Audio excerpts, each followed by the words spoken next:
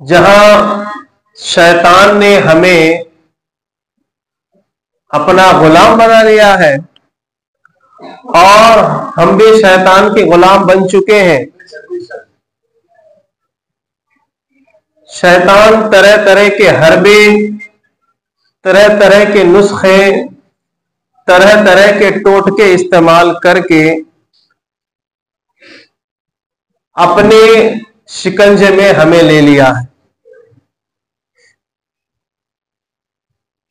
बहुत बहुत सारे उसके हरबे हैं। और आज अगर हम कुछ भी गलत करते हैं, गलत बोलते हैं, गलत कहते हैं, तो हम उसके जिम्मेदार किसको ठहराते हैं? शैतान को। करते हम खुद हैं और बदनाम किसको करते हैं? शैतान को। अब शैतान हमारे पास आया नहीं कि चलो पिक्चर देखने चलते हैं। किसी को बोला है आज तक? शैतान ने कभी बोला कि रुक आजान हो जाने दे, बाद में जाना नमाज को? नहीं बोला है।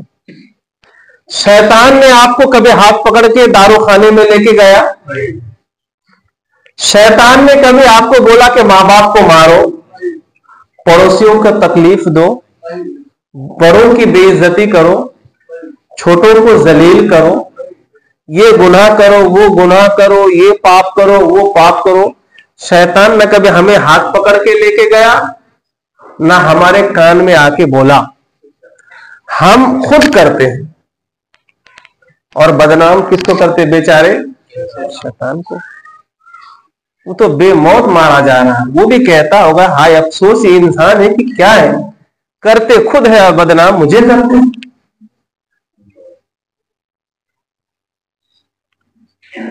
है कि नहीं? सी बात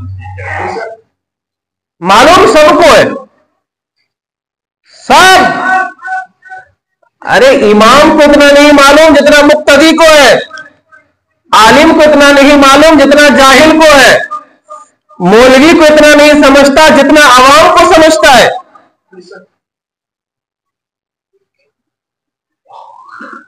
अगर लोग अनपढ़ जाहिल ना समझ होते तो थोड़ी ना इमाम पर उंगली उठाते। इमाम पर, मौलवी पर, पीर पर, किसी बड़े दीनदार पर, दानिश्वर पर उंगली उठाकर वो ये अपने आप को साबित करना चाह रहे हैं कि मैं जाहिल गर्च हूं लेकिन आलिम से आगे हूं, इमाम से आगे हूं। हम इतने दाना है, इतने होशियार है, इतने चाकू चौबंद और हम जो है मुफक्किर है। हमारी दानाई और दानिश्वरी पर शैतान को भी रश्क है। हाय अफसोस मैं आदम के सामने जो ना कर सका, बिन बनाए मुरीद मेरे वो काम कर रहे हैं, बिन बोले वो गुलाम मेरे काम कर रहे हैं। शैतान भी आराम से जो है समंदर के बीच में तख्त लगाकर बैठा है कि अब मुझे कुछ करने की जरूरत नहीं है, जो मेरा एजेंडा आइडियोलॉजी है वो इंसान खुद कर रहे हैं।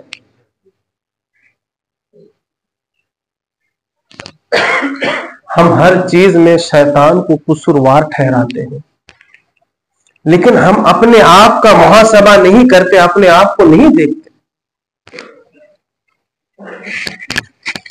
कि हम कहां खड़े हैं।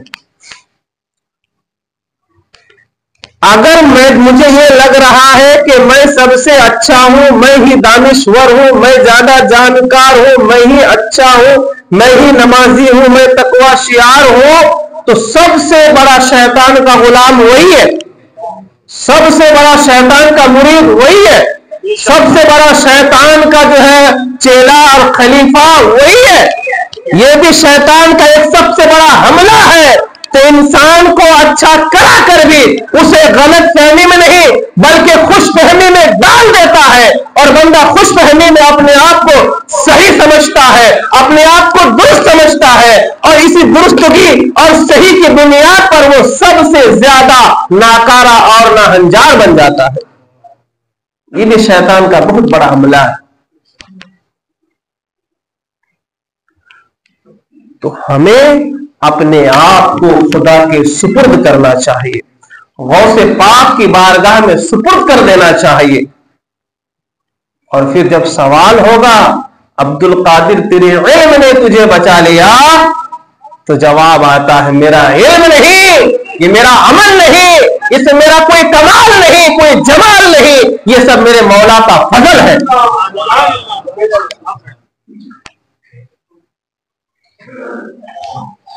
तो ईमान बचाना बहुत मुश्किल काम है, और हमारे पास कुछ भी नहीं, लेकिन सीना तान के ऐसा बता रहे कि हम ही मुसलमान हैं। और ये सब की वजह खुतवात शयातीन, शैतान के रास्ते पर चलना। अब वो तो उसका रास्ता है, वो तो चाहेगा कि मेरे रास्ते पे लोग चलें, लेकिन चलने वाले को समझना चाहिए ना। अल्लाह फरमाता है ला तत्तबिउ खुतवातिश शयातीन, तुम शैतान के रास्ते पर मत चलो, शयातीन के तरीके पर मत चलो। क्यों? इन्नहु लकुम अदुव्वुम मुबीन, बेशक वो तुम्हारे लिए खुला दुश्मन है। कौन कह रहा है? अल्लाह ताला कह रहा है, कुरान कह रहा है, अल्लाह का कलाम कह रहा है, फरमाने बारी ताला है। आज डॉक्टर ने कह दिया ये मत खाओ, नहीं खाते हैं। हकीम ने बोल दिया ये नहीं खाना, नहीं खाते हैं। किसी तबीब ने बोला ये मत पीना, हम नहीं पी रहे। पीर ने बोला मान लिया, हजरत ने बोला मान लिया, इनने बोला, उनने बोला, किन्ने बोला, क्या बोला, हम मान लिया। अरे जिसकी सबसे ज्यादा मानना है और जिसको सबसे ज्यादा मुकद्दम रखना है और जिनके आगे कुछ नहीं है, कलाम बारी ताला, और उसको हमने पसे पुष्ट डाल दिया।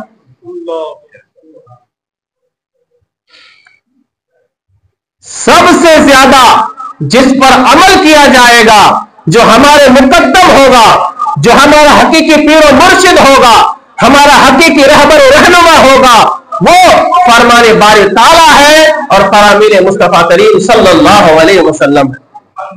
हमने सबकी माना, लेकिन हकीकत में जिनका मानना था हमने उसे छोड़ दिया। कुरान बेबागे दहल ऐलान करता है, खुल्लम खुल्ला ऐलान कर रहा है, या अय्युहन नास कूलू हलालन तय्यबा, ऐ लोगों हलाल खाओ, हराम से बचो। ला तत्तबिउ खुतवातिश शयातीन, और शैतान के रास्ते पर मत चलो। इन्नहु लकुम अदुव्वुम मुबीन, वो तुम्हारे लिए खुला दुश्मन है। उसके बावजूद हम शैतान के रास्ते को अपनाए हुए हैं, इस बात का ऐलान करते हुए कि हम मुसलमान हैं। एक तरफ ईमान का दावा, मुसलमान होने का दावा, अकीदा रिसालत हमारे पास, अकीदा तौहीद हमारे पास, और हमारे पास रास्ता मोहम्मद अरबी का नहीं है, हमारे पास रास्ता दीन इलाही का नहीं है, हमारे पास जो रास्ता है वो शैतान का है, जिसके ऊपर हम चल रहे हैं।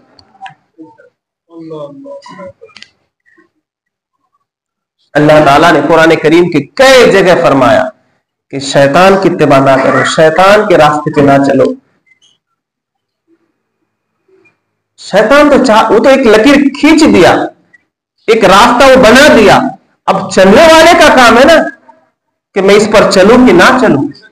रब कहता ना चल, हुजूर इस्लाम कहते ना चल, सहाबा ने कहा उस पर ना चल, ताबईन ने कहा, सब ने कहा, लेकिन हम उसी रास्ते पे चलना ज्यादा गवारा करते हैं, उसी रास्ते पे चलना हम पसंद करते हैं जिस रास्ते पर शैतान चलता है, जो शैतान का रास्ता है, जो शैतान की लकीर है, जो शैतान का एजेंडा है, जो शैतान के जो है कवानीन है, उसी को हम अपनाए हुए हैं, और जो अल्लाह के अहकाम उसको हम फरामोश कर देंगे। और यही हमारी बर्बादी की वजह है। तरीक़े मुस्तफा को छोड़ना यही वजह बर्बादी। जब हम तरीक़े मुस्तफा को अपनाएंगे तो इंशाअल्लाह हम कामयाब होंगे। हमने हुजूर पाक सल्लल्लाहु अलैहि वसल्लम के बताए हुए रास्ते पर चलना छोड़ दिया। नाम इस्लाम का, काम शैतान का। नाम इस्लाम का, काम तागूत का। नाम शैतान का, नाम इस्लाम का, काम फिरौन का। नाम अल्लाह का और काम जो है शद्दाद का। हमारा तो यही हाल है। तो हमें खालिस मुसलमान बनना है। या अय्युहल्लज़ीना आमनू उदखुलू फिस्सिल्मि काफ़ा, आए मुसलमानों कामिल तरीके से मुसलमान बन जाओ, मुकम्मल तरीके से इस्लाम में दाखिल हो जाओ।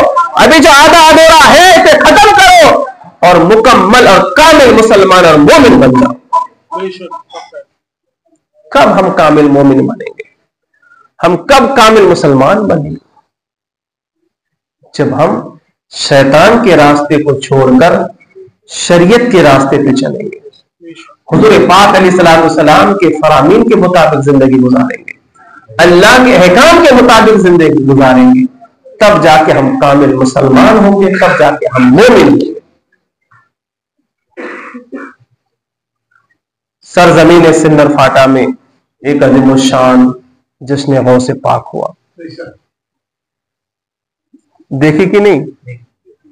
देखे ना, और सुने भी, देखे भी सुने भी। सिर्फ तीसरा काम बाकी है। 3 में से 2 काम हो चुके, सुने भी देखे भी, अब सिर्फ अमल करना बाकी है। 3 मंजिल में से 2 मंजिल हम पार हो चुके हैं, आखिरी मंजिल बाकी है। इसमें अगर हम कामयाब हो जाते हैं तो इंशाअल्लाह सैयद साहब का आना भी कबूल, उनका जाना भी कबूल, उनकी बातें भी कबूल और हम सब भी मकबूल। तो अमल करेंगे ना। मैंने वहीं से शुरू किया था कि तूफान नूह लाने से क्या फायदा, असर करे तो एक प्रोग्राम ही काफी है। तो बदलाव के लिए, इनकलाब के लिए, अपने आप को खुदा के सुपुर्द करने के लिए वो प्रोग्राम ही काफी है। अल्हम्दुलिल्लाह नासिक रोड की सरजमीन पर एक तारीखी इजलास हुआ, जैसा कि हम ऐलान कर रहे थे, लेकिन दुआ भी कर रहे थे, या अल्लाह हमारी उम्मीदों को पूरी करना। लेकिन वो कादिर मुतलक उम्मीद क्या, उम्मीद से कई गुना ज्यादा पूरी कर दिया। एक तारीखी इजलास हुआ, लोगों का इज्तिहाम भी था, स्टेज भी उलमा व सादात से भरा हुआ था, मुकर्रम आलिम शोहरत याफ्ता थे, इंतजाम भी बहुत बढ़िया और खूबसूरत था, आपका ताउन भी अल्हम्दुलिल्लाह था, सब कुछ बढ़िया हो गया। मिलजुल के सबने इस प्रोग्राम को अंजाम दिया। बस और एक चीज की कमी है, मैं दुआ करता हूं अल्लाह ताला इस कमी को भी पूरा कर दे, और वो है, बोलिए, कितनी अच्छी अच्छी बातें उन्होंने बोले। बस जब यहां समा देंगे, यहां उन बातों को दाखिल कर देंगे, यहां उन हमसे कयामत के दिन ये नहीं पूछेगा कि तू इसके खिलाफ क्या कहा था, उसके मुवाफिक क्या कहा था, ये क्या करा था, वो क्या करा था। नहीं, अल्लाह ताला कयामत के दिन हमें सबसे पहले नमाज के बारे में पूछेगा, हुकूकुल्लाह के बारे में पूछेगा, हुकूकुल इबाद के बारे में पूछेगा। बता, तूने माँ बाप की खिदमत करा था कि नहीं? तूने बच्चों की सही तालीम और तरबियत का एहतमाम किया था कि नहीं? अपने बीवी को सही हक दिया था कि नहीं? अपने बड़ों के साथ सही सुलूक के साथ पेश आया था कि नहीं? इन चीजों के बारे में हमें रब पूछेगा, और ये पूछेगा तेरी आंखों की तूने हिफाजत की थी कि नहीं? तूने तेरी शर्मगाह की हिफाजत की थी कि नहीं? अल्लाह हमसे ये पूछेगा। हमें जिन बातों के बारे में सवाल किया जाएगा, हमें उन बातों की तैयारी करनी चाहिए, इसी में खैर और भलाई है। एक बच्चा अगर 10वीं का परीक्षा दे रहा है, तो वो जो सवालात आने वाले हैं, जो उनके शुबाजात है, उसकी तैयारी करनी चाहिए कि 5वीं या 15वीं की करनी चाहिए? बोलिए। 10वीं का एग्जाम देने वाले बच्चे को 10वीं की तैयारी करनी चाहिए कि 5वीं या 15वीं की? अब उसका एग्जाम है फरवरी में, और वो अभी तैयारी कर रहा 5वीं क्लास की, तो घर वाले क्या बोलेंगे? बेटा तू पागल हो गया, एग्जाम 10वीं का है, तैयारी 5वीं की कर रहा, और एग्जाम 10वीं का है और तैयारी 15वीं का कर रहा, तो भी घर वाले उसको मारेंगे। मैं मिसाल देखिए बताना चाहता हूं कि हमें जिन चीजों के बारे में पूछा जाएगा, जो सवालात हमारे क्वेश्चन पेपर में आने वाले हैं, हमें उसकी तैयारी करनी चाहिए, ना उसकी जिसका हमारा दूर दूर से कोई ताल्लुक ही नहीं। एक बंदा आया, सलाम वालेकुम, वालेकुम सलाम, बिल्कुल चटियल मैदान था, दाढ़ी थी ना क्या था, मुसलमान था ना क्या था पता नहीं, लेकिन सलाम से मालूम पड़ा कि देखो मुसलमान ही होगा। बैठिए, क्या बोले? हजरत एक काम है। क्या काम है? एक बार दूर पाक अल्लाहुम्मा सल्ली अला सय्यिदना मौलाना मुहम्मद व बारिक वसल्लिम सलातु व सलामुन अलैका या रसूलल्लाह सल्लल्लाहु अलैहि वसल्लम। काम है? बोले अच्छा। बोले बोलिए क्या काम है?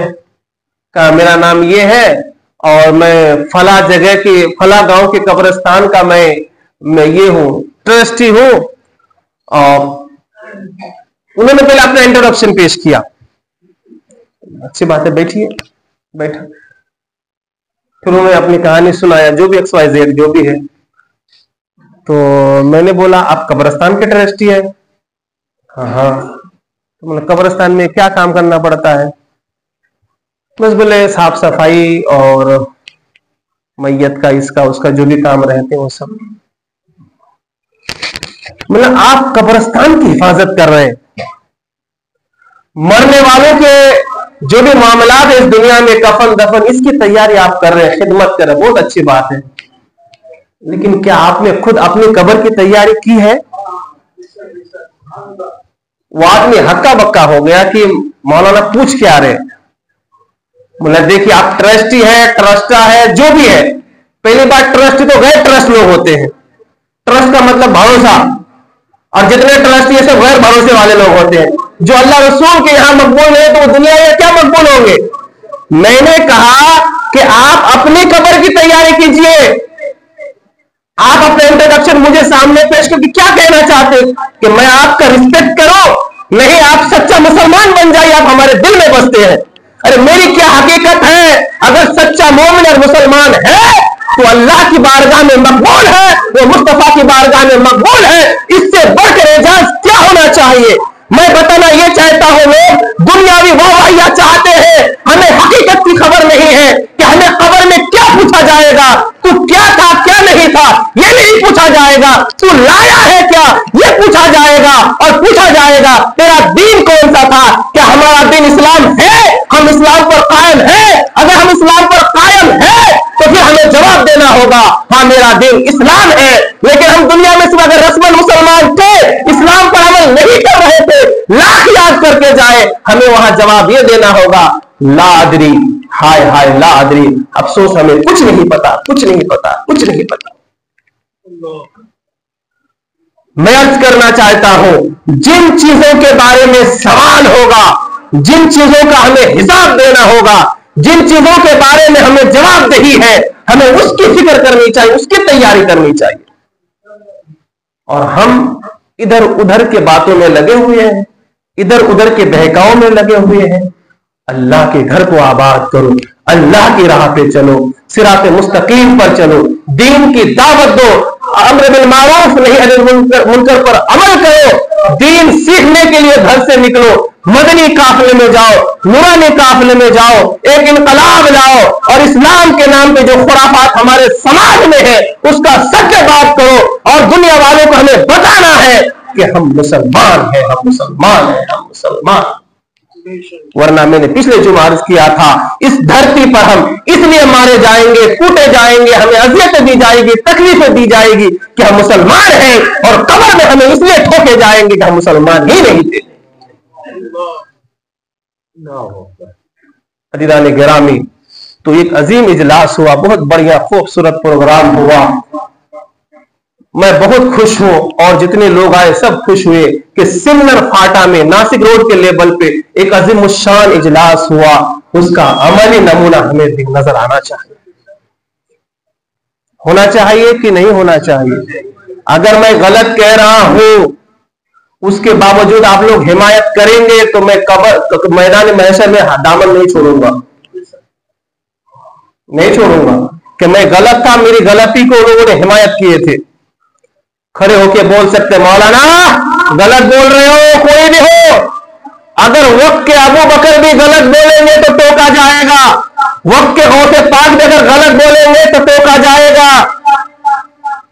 अगर ये इस्लामी इनकलाब नहीं होना चाहिए तो बोलिए, और अगर होना चाहिए तो साथ दीजिए।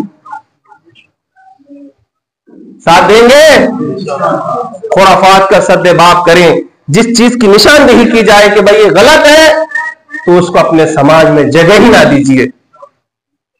कतरे कतरे से समंदर होता है। हम धीरे धीरे अमल करना चाहेंगे तो एक दिन हमारे अमलिस्तान बहुत बड़ा हो जाएगा।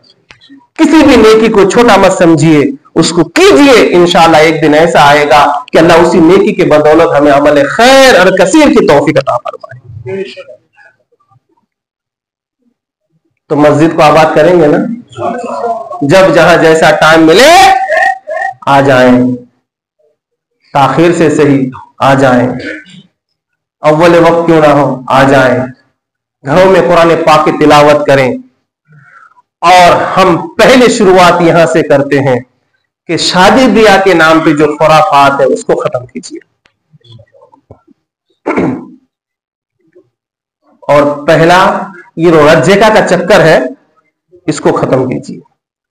मेहंदी के नाम पर जो गाने बजाने हैं उसको खत्म कीजिए और उसको इस्लाम के दायरे में लाइए। इंशाअल्लाह हमारे गलियों में जो बच्चा पैदा होगा वो बिलाल हबशी का गुलाम होगा, उमर फारूक का गुलाम होगा, गौसे पाक का गुलाम होगा। आज ये पीने पाने वाले, लुढ़कते लड़कते घूमने वाले जो हो रहे, मां बाप को मारने वाले, इसके जिम्मेदार हम हैं, क्योंकि हम शादियां रचाते और बसाते इसी हैं कि उस शादी के जरिए होने वाले बच्चे गरीब नवाज के गुलाम नहीं, वो शैतान के गुलाम नहीं होगा।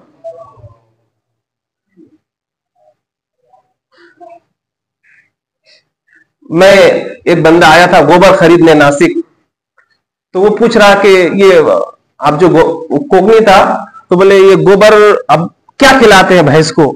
तो मैंने बोला भैंस को कुछ भी खिला, आपको गोबर से लेना देना है ना? बोले नहीं मौलाना, उसमें फर्क होता है। क्या?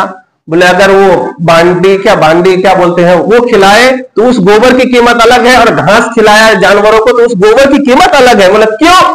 कहा जो खिलाएगा गोबर में वही निकलेगा। तुम जानवर को जैसा खिलाओ वैसी तासीर उसके गोबर में है, अरे इंसान जो खाएगा जैसा करेगा उसकी नस्लों में भी वही तासीर होगी ना। पहली बार मुझे मालूम पड़ा कि गोबर में भी कीमत होता है। हम तो पहले गोबर समझते थे। कहने का मतलब यह है कि हम जब शादी ब्याह को ढंग से रचाएंगे और बसाएंगे, क्योंकि शादी एक सिर्फ शादी नहीं है, आने वाले नस्लों को जन्म देने का एक जरिया है, आने वाले नस्लों को तैयार करने का एक जरिया है। मैं चाहता हूं कि हम हर जगह तो नहीं बोल सकते, लेकिन सिन्नर फाटे में इनकलाब होना चाहिए कि ये सब खुराफात खत्म हो, रज्जेका खत्म होगा। उसकी जगह पे क्या करना है, हम फ्री में आपको सर्विस देंगे नूरी महफिल की। और हल्दी का चक्कर कुछ नहीं, जो होंगे घर के वाला लगा लेंगे, बात खत्म। ये डीजे डाजा, हल्दी के कपड़े और नाच गाना, ये नहीं।